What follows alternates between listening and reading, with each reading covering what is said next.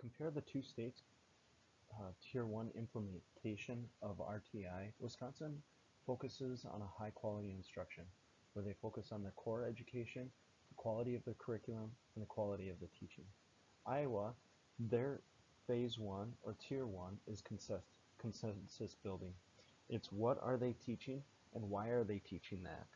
Their main focus is to allow schools to build their knowledge on what it is they're teaching, and it's an ongoing process that will continue throughout their whole RTI or their instructional decision making IDM. Tier 2 for both Wisconsin and Iowa is pretty similar with the assessment. Iowa does they have an evaluation of their needs and gaps for their academic needs, for their students' needs, and they also evaluate what they are doing, whether they need to continue to maintain or if they need to start building a new infrastructure. Wisconsin does universal screening. Their biggest thing is they make sure they don't take one single test for each student. They want to factor in all types of data for the students. That way it's not based off of one test result, and that gives them a better assessment for the students' needs. For Tier 3 for both Wisconsin and Iowa, again, it's fairly similar. It's the implementation of the tier.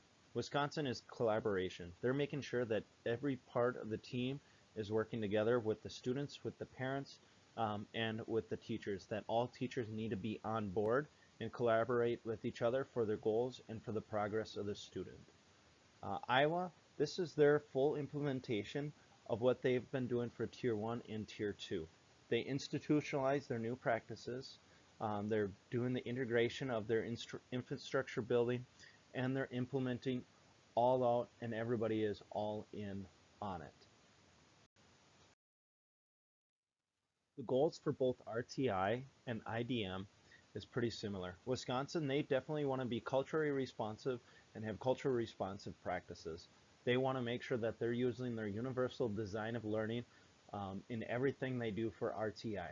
They want to be aware of each culture, each different responses to each student, and recognizing that each student learns in a different way.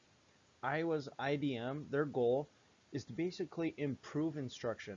They want to continue improvement on instruction where they're improving their teachers, they're improving their curriculum, they're improving their learning environments. Everything they do for IDM is centered to improve instruction.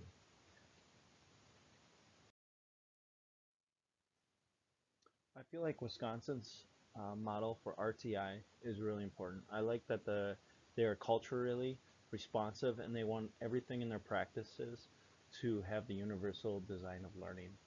Iowa, I also thought Iowa's levels were really good too. I did try to research a little bit more on their IDM, but it looks like they might have changed it. They are still going with that multi-tier approach. I included their website too of information I found from them on there. It's their iowa.gov pre-K to 12 learner support multi-tier system. I believe they call it the MSSM or MTSS. It's MTSS. They have really good information of how they're doing response to intervention. And I like the fact that Iowa, they call it in the Dave Tilley video of the instructional decision making. I find that to be a little bit more positive than response to intervention. If I were a student and I heard that I am doing response to intervention things, I would think that I'm in trouble.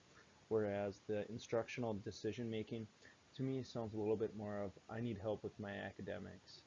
So that's my final thoughts on this. This was really fun to kind of compare both states and how they implement RTI.